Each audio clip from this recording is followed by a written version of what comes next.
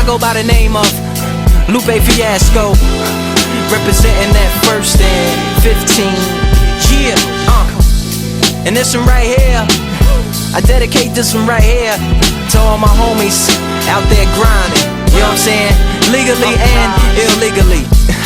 You know what I'm talking about? So, check it out.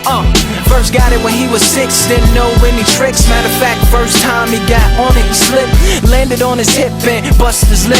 For a week he had to talk with a lisp like this. Now we can end the story right here, but shorty didn't quit, it was something in the air.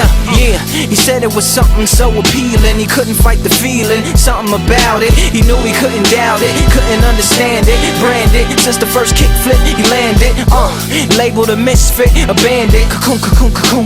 His neighbors couldn't stand it, so he was banished to the park. Started in the morning, one stopped after dark. Yeah, when they said it's getting late in here, so I'm sorry young man, there's no skating here. And so we kick, push, kick, push, kick, push, kick, push, coast.